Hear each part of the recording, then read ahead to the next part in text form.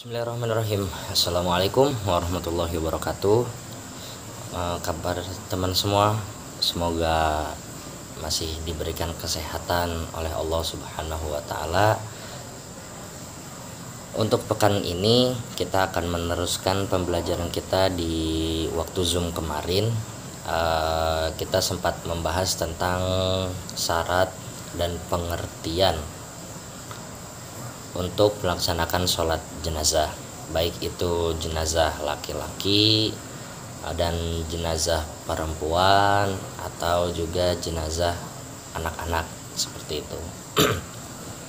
Sekarang kita akan membahas tentang sunnahnya terlebih dahulu. Nanti bagaimana tata cara pelaksanaannya, insya Allah akan tetap kita bahas ya selengkap mungkin sampai teman-teman benar-benar paham seperti itu. Nah, di sini bisa teman-teman lihat di catatan yang sudah aku buat ya tentang sunnah-sunnah sholat jenazah. Yang pertama, kita harus pahami terlebih dahulu, sunnah sholat jenazah adalah jika dilakukan bisa menambahkan pahala bagi orang yang melaksanakannya. Nah, kan di pekan sebelumnya itu sudah aku bahas bahwasannya sunnah itu ketika kita tidak kerjakan itu tidak berdosa, tapi ketika kita kerjakan itu akan menambahkan pahala seperti itu. Nah, apa saja sunnah-sunnah dalam melaksanakan sholat jenazah? Baik, di sini akan kita bahas satu persatu. Yang pertama ialah sudah pasti mengangkat tangan pada saat setiap takbir. Jadi ketika melaksanakan sholat jenazah itu tidak ada ruku, tidak ada sujud, tidak ada itidal, tidak ada duduk di antara dua sujud dan tahiyat, seperti itu.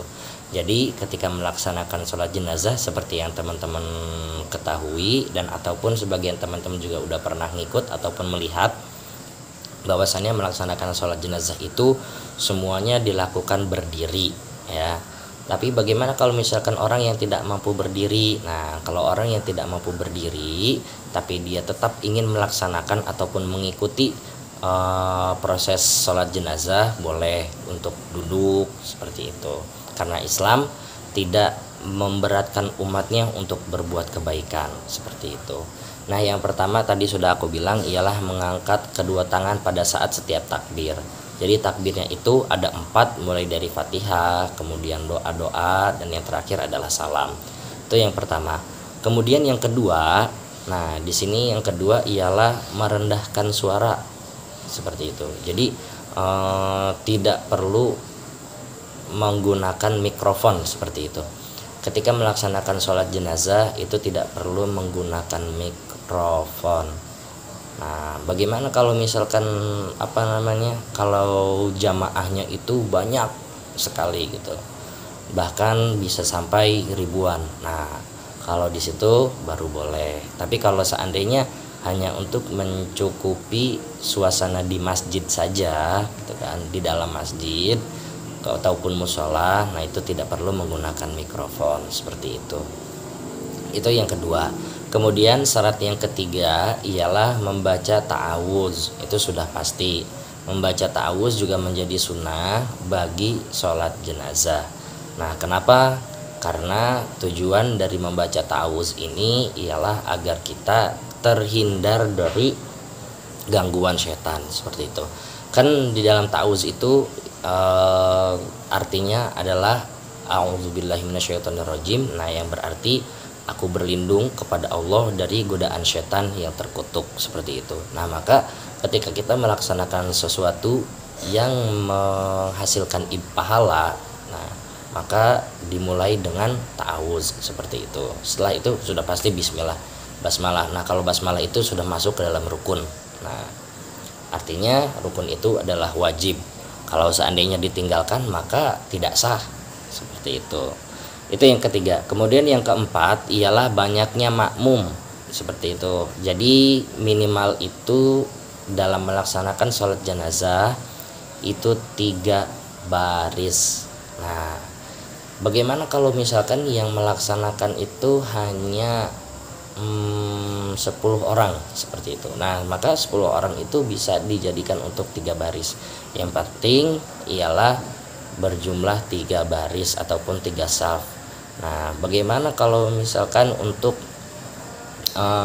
melebihi kapasitas gitu kan? Kalau melebihi kapasitas enggak apa-apa, seperti itu. Berarti jenazah yang meninggal tersebut adalah orang yang benar-benar baik dan banyak dicintai oleh masyarakat, seperti itu. Nah, dari macam-macam sunnah tadi, kan, kalau dari macam-macam sunnah tadi yang sudah aku sampaikan, bahwasannya kalau seandainya dari salah satu sunnah ini tidak dikerjakan, itu tidak apa-apa, tidak berdosa, seperti itu. Nah, sekarang kita lanjut ke dalam macam-macam dan jenis-jenis sholat jenazah. Tadi udah aku sebutkan, sholat jenazah itu kan ada 3 macam. Yang pertama, ketika kita mensolatkan jenazah laki-laki, kemudian jenazah perempuan, dan yang ketiga adalah jenazah anak-anak, seperti itu. Nah, nanti posisi-posisinya kemarin sudah aku kasih tahu gambarannya seperti apa. Nah, untuk pelaksanaannya seperti apa nanti juga akan dibahas insya Allah. Nah, yang pertama ialah jenazah perempuan. Nah, jenazah perempuan itu memiliki tata cara khusus dan berbeda dari jenazah laki-laki. Setiap kaum muslimin harus tahu bagaimana caranya melaksanakan. Nah, setiap kaum muslimin di sini, kita semua kan orang Islam. Nah, kalau kita beriman kemudian selalu melaksanakan apa yang Allah perintahkan dan Rasul perintahkan, itu disebut dengan muslim. Nah, tata cara melaksanakan sholat jenazah perempuan itu berbeda dengan melaksanakan sholat jenazah laki-laki. Nah, di sini bahwasannya hal itu dikarenakan kesalahan dalam melakukan sholat jenazah. Jadi ada yang salah dalam melaksanakan sholat jenazah. Oleh sebab itu umat muslim harus tahu seperti apa ilmunya gitu. Nanti kita akan bahas di pertemuan selanjutnya. Kemudian yang kedua ialah jenazah laki-laki.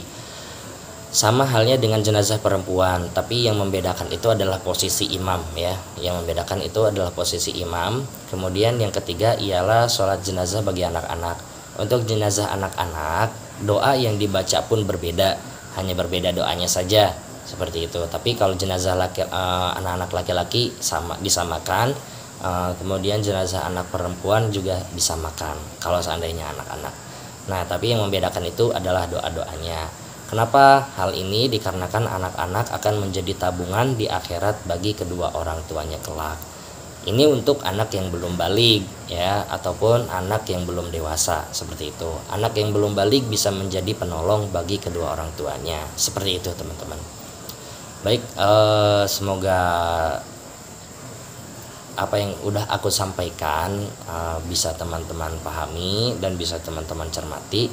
Insya Allah ini bakal terus nyambung ya sampai selesai, dan juga teman-teman harus bisa benar-benar